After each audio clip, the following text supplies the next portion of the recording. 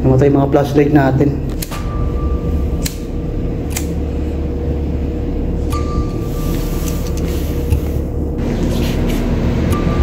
Takot na ako, pre.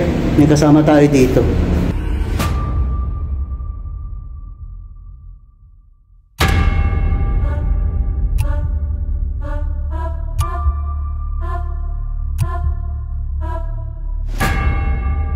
Bahay naman ang papasukin natin, pre. Hindi natin alam kung anong meron dyan.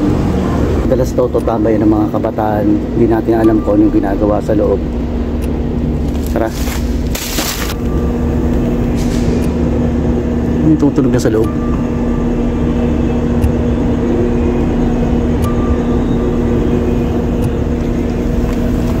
Narinig mo? May tumutunog na sa loob. Tao po. Tao po.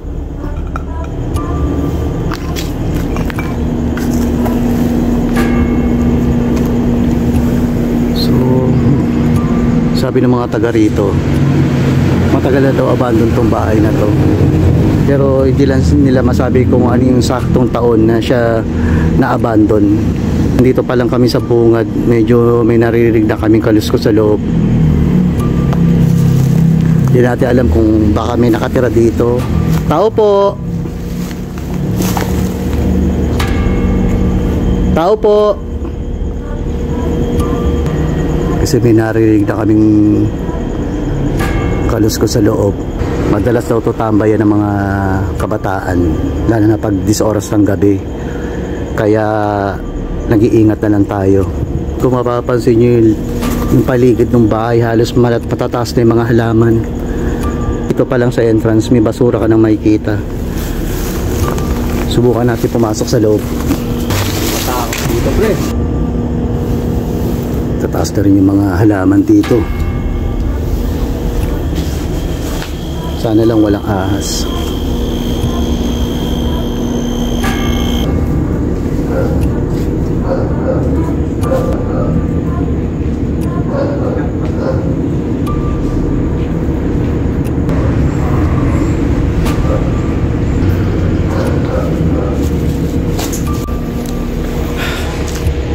Ano ba nararamdaman mo dito sa bahay?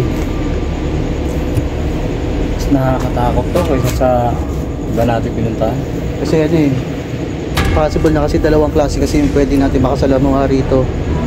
Pwedeng may magpakita o may magparamdam. Pangalawa, yung sinasabi nga ng mga taga rito na meron daw ditong tumatambay ng mga kabataan kapag 10 oras ng gabi. Hindi natin alam kung ano yung tumatakbo sa isip nila.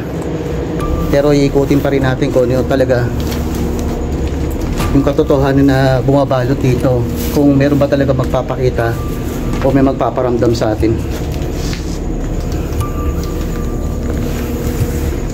So dito pa lang sa bahay, nasa ground floor pa lang tayo. Ito yung sala nila.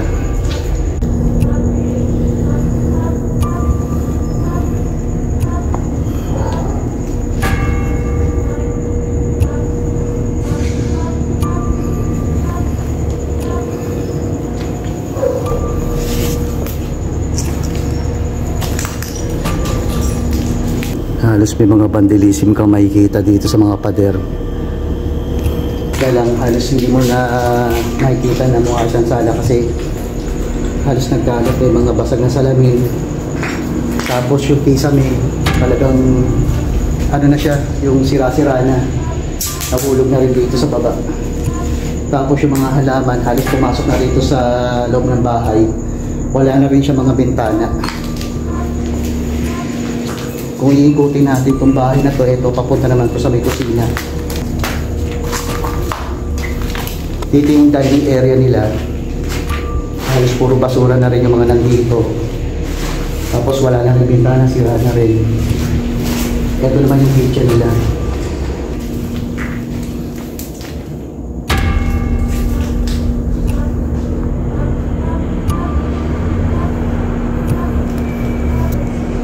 Sad na. Puro basura na rin yung mga nandito. Tapos yung pinaka kitchen nila or malamang ibig na babo, wasak na rin siya. Hindi lang alam ng mga taga rito kung anong kwento nitong bahay na to kung bakit na-abandon siya ng ganung katagal. Kasi ito yung bahay niya halos wala na rin. Wasak na rin yung toilet. Puro basura na rin. Yung tiles wasak-wasak na rin. Tignan natin kung ano makikita natin dun sa taas, sa second floor. Hoping na may magpakita o may magparamdam sa atin. Kasi yung EMF hindi ko magamit kasi ang lakas ng power source sa labas, mayroon 2 transformer. So contaminated yung EMF, nagluloko siya kasi nga may power source sa labas. 2 transformer rin na detect ng EMF.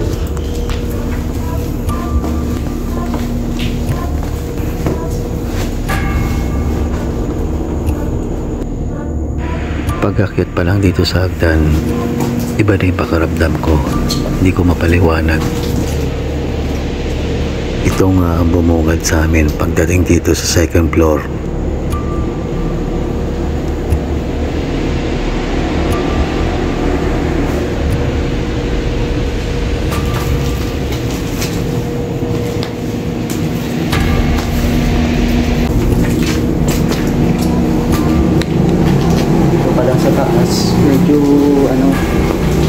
Medyo iba yung pakaramdam ko pero ayoko pa rin i-consider na paranormal siya.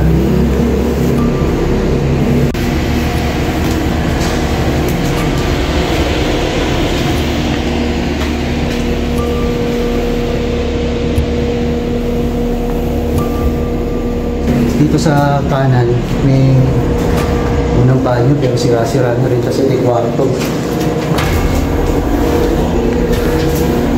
Tapos kung mapapansin mo kasi may mga vandalism sa pader.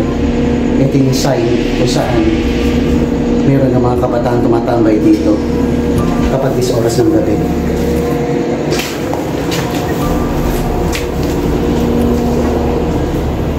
Tapos ito yung pangalawang kwarto rito.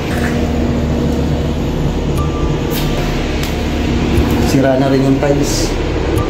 Tapos may mga vandalism pa rin dito sa pader.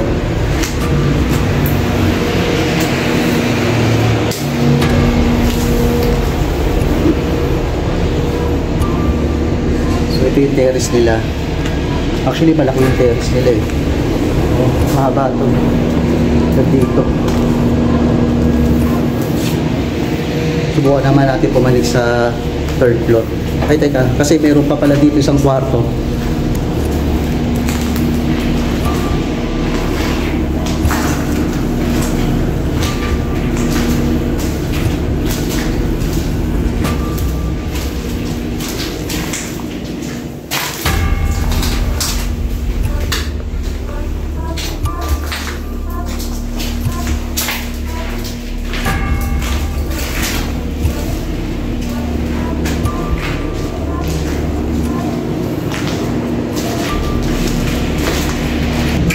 Pero I think, malaki to, malaki tong kwarto na to. Malamang ito yung master bedroom nila. Kahit itong CR nila, malaki din.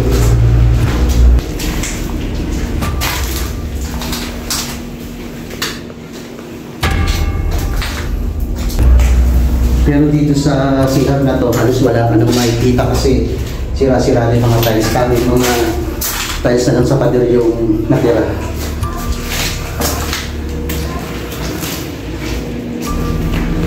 Bakit tayo taas? Sira na rin yung mga kinsabi.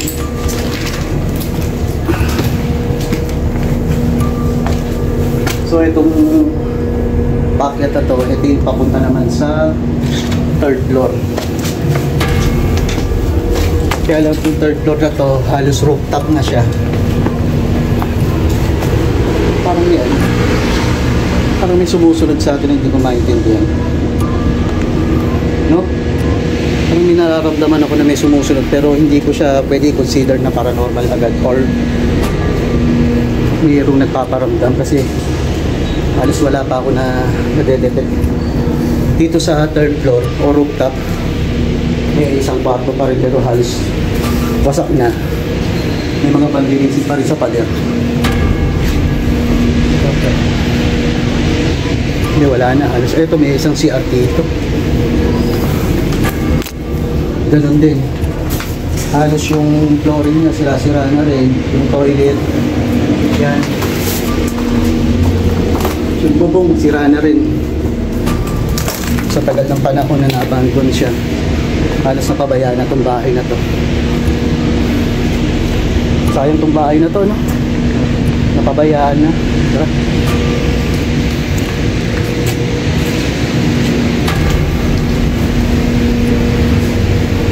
Baba na tayo ngayon. Kasi kailangan namin magmadali. Medyo alanganin yung oras. Baka dumating yung mga kabataan na tumatambay dito. At baka malagay tayo sa alanganin.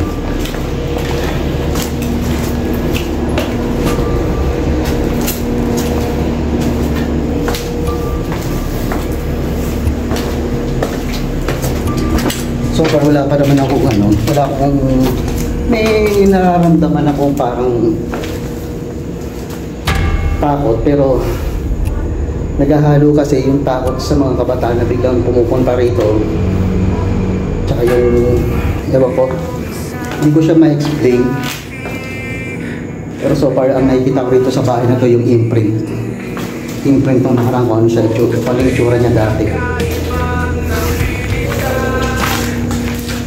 Pwede ka buwan talaga ng bahay, halos wasak na, napabayaan na siya. At wala rin nakakaalam sa mga taga-rito kung ano ba talaga nangyari dito sa bahay na to.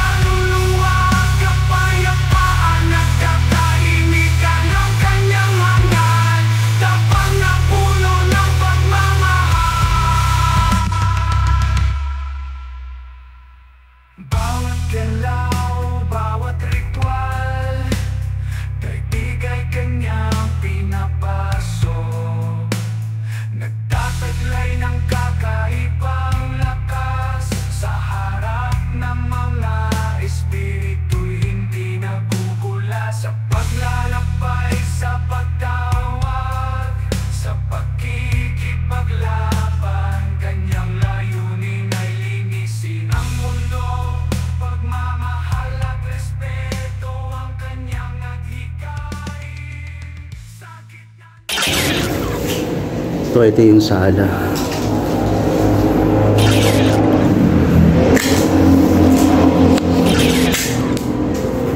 Yaman!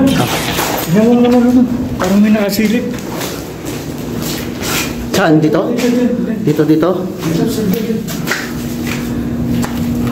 Dito mo nakita na parang may sumisilip. Pero baka paradolya lang nakita mo kasi yung paradolya kasi yung paradolya kasi pag yung mata mo galing sa liwanag tapos bila ka titingin sa dilim, possible na magkikreate ng image. Parang mata siya, pre. Kulito eh. Nakasilip? Mm.